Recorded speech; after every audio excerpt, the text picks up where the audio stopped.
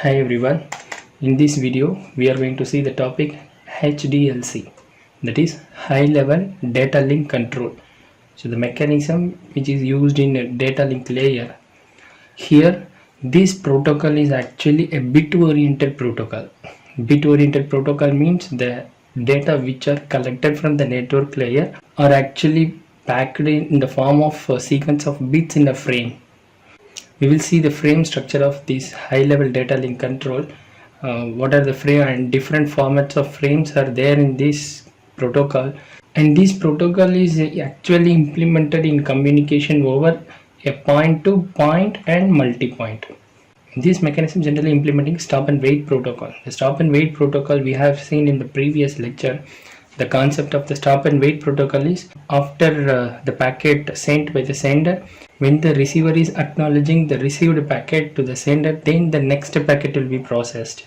And this HDLC protocol is basis for point-to-point protocol and Ethernet protocol, and we will see what is point-to-point protocol in next lecture.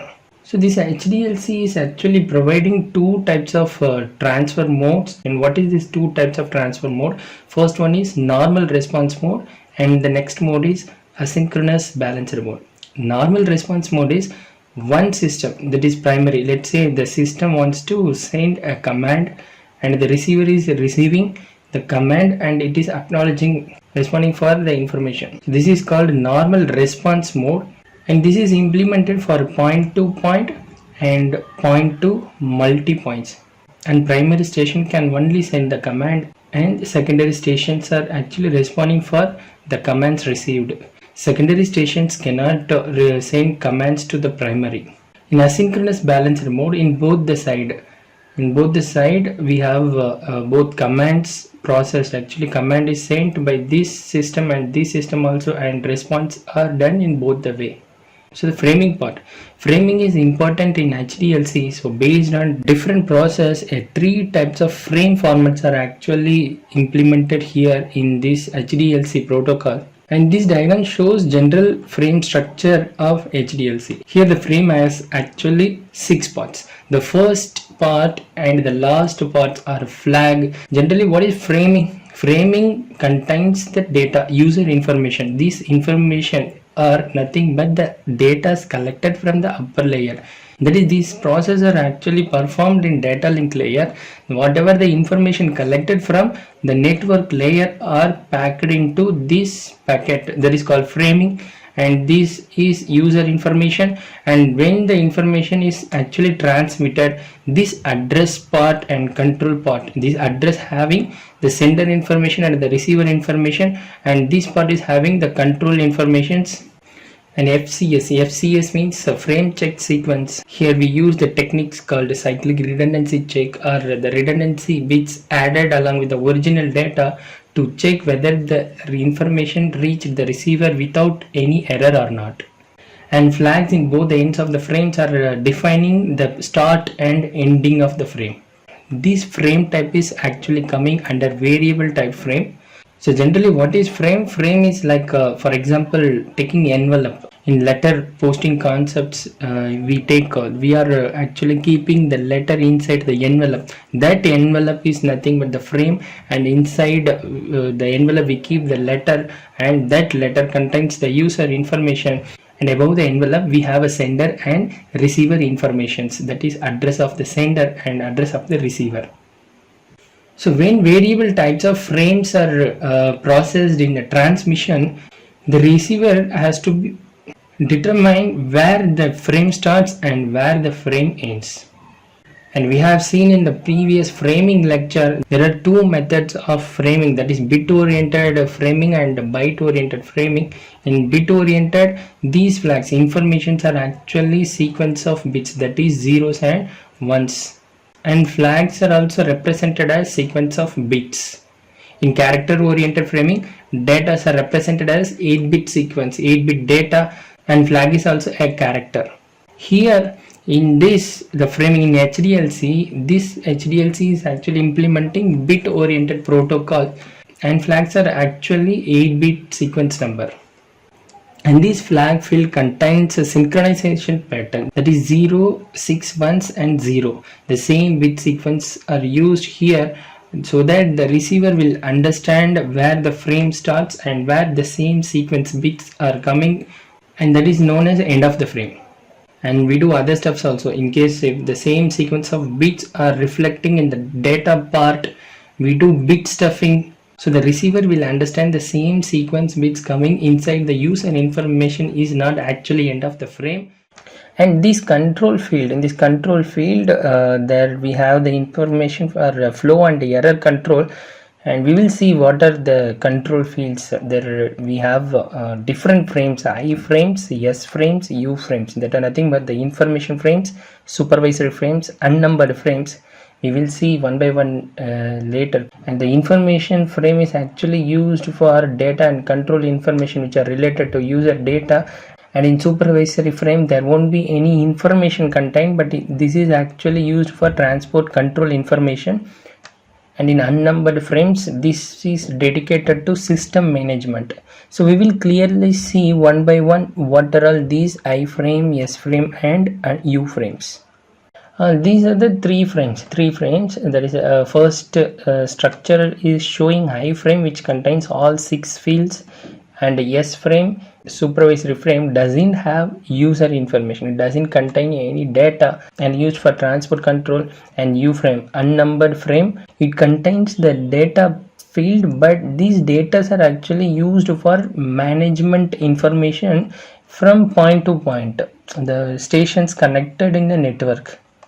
We know all these fields, what this flag field contained, stop and end of the frame, and address, source and destination address, and FCS for error checking, and here we have a user data. So what is control field? We need to understand what is control field. Here 3 different control field formats are shown for different frame types: I frame or S frame or U frame. For these different frames, what will be the control format? If the first bit is 0, then it represents the frame I type, and if first 2 bits are 1 0, then that will come under S frame. Here leftmost bits 1 1 means the U frame. So here if it is first bit is 0, then I frame, then 1 0 S frame, or 1 1 means U frame. Here in I frame we have this field user information containing the message, and in S frame there is no user information. This is generally used for transport control. And in U frame we have this field, but the bits used in this field are actually for management purpose, that is managing the session between the point to point. And let's see the 3 different types of frames here. See, in I frame we have additional subfields, that is N of S is nothing but the 3 bits, the sequence of 3 bits are actually used for sequence numbers. So we can have 2 to the power 3 numbers of sequence number here, and N of R is nothing but the acknowledgement number, and in between this sequence number and acknowledgement number we have a field called pole or final. So this part is meaningful when this is actually logical 1. The logic 1 means pole, or the logical 1 means final. Pole means when the frame is actually created by the primary station and transmitted to the secondary, and the final is when the frame is created by the secondary and sending the packet to the primary.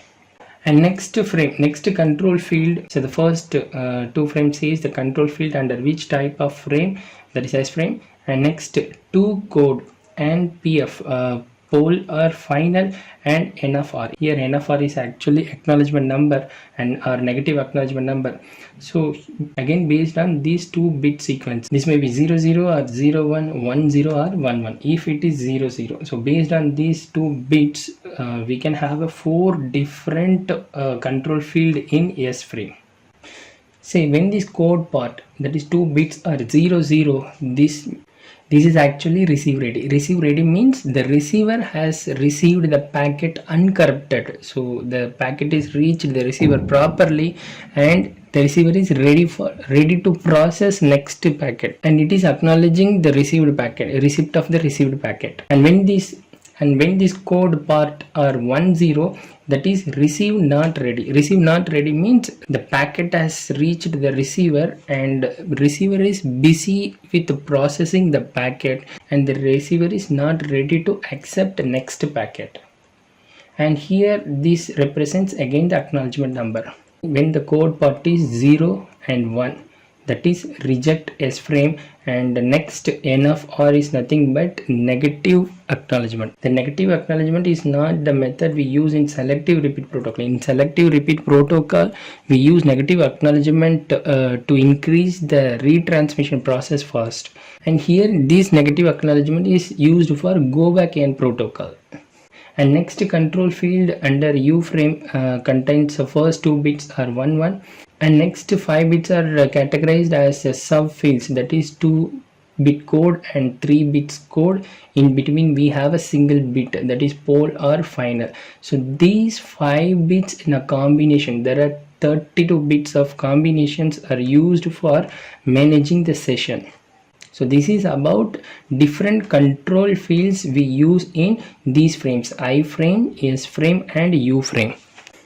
So this HDLC, high level data link control, we use bit oriented protocol in data link layer, and this HDLC with different frame formats, different control field and different frame formats are used and implemented based on different types of communication between point to point, station to station.